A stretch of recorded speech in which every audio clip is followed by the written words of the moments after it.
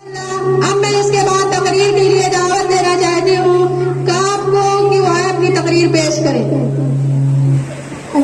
الحمدللہ رب العالمین الصلاۃ والسلام علی سید الانبیاء المرسلین اما بعد وقد قال اللہ تعالی فی القرآن الحمید والفرقان المجید اعوذ باللہ من الشیطان الرجیم بسم اللہ الرحمن الرحیم قل هو اللہ احد اللہ الصمد لم یلد ولم یولد ولم یکن له کفوا احد. میں نے ابھی آپ کے سامنے ایک پوری سورت تلاوت کی ہے.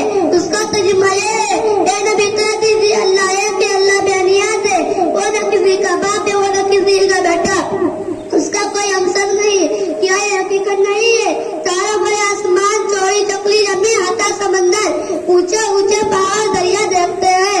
دیکھتے دیکھتے یہ بے ساختہ خیال آتا ہے کہ ان کا کوئی خالق ہے کہ اس جگہ پیدا کرنے والا ہے.